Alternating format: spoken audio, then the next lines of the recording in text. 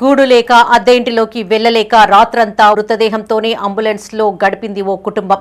అనారోగ్యంతో బాధపడుతూ మెరుగైన చికిత్స చేయించుకోలేని స్థోమత లేని ఓ నేతన్న కన్నుమూయగా ఏం చేయాలో దిక్కుతోచని స్థితిలో పడిపోయారు అతడి భార్య, పిల్లలు. ఈ హృదయ విదారక ఘటన రాజన్న సిరిసిల్ల జిల్లా ముస్తాబాద్లో చోటు చేసుకుంది.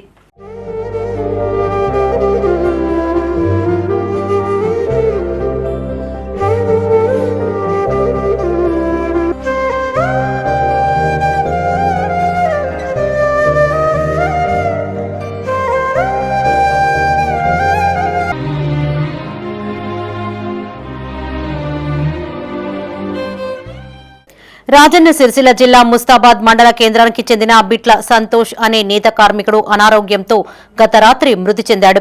సొంతిల్లు లేకపోవడంతో అద్దె ఇంటికి తీసుకువెళ్లలేక సంతోష్ మృతదేహంతో భార్య శారద, 3 పిల్లలతో రాత్రంతా అంబులెన్స్లోనే ఉన్నారు.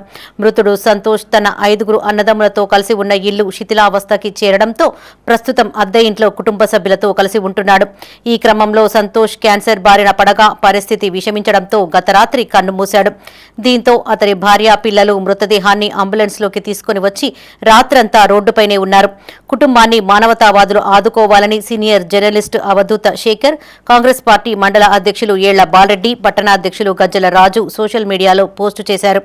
దీంతో మండలానికి చెందిన పలువురు దాతలు సుమారు 50,000 వరకు సాయం అందించి ఆ కుటుంబానికి అండగా నిలిచారు.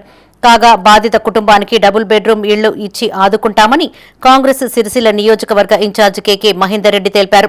బాధిత కుటుంబాన్ని మండలాధ్యక్షులు ఏళ్ల బాలరెడ్డి, స్థానిక ఎస్ఐ గణేష్, సఖి అధికారులు కలిసి పలు వివరాలను తెలుసుకున్నారు.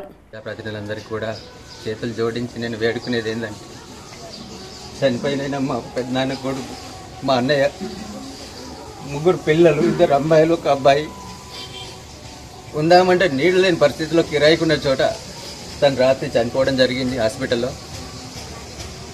అద్దెకున్న చాడికి తీసుకెళ్లే పరిస్థితి లేక ఇక్కడ ఉన్నటువంటి ఇంట్లో తీసుకొద్దామంటే లోపల కూడా వేసే పరిస్థితి లేదు.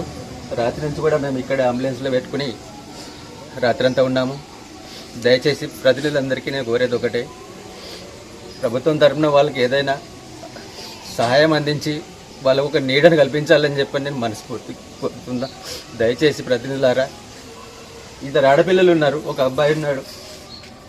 చేసుకుంటే కానీ గడుపులోకి మెతుకులు పోయిన పరిస్థితి ఉంది. దయచేసి వాళ్ళ పరిస్థితి అర్థం చేసుకోండి.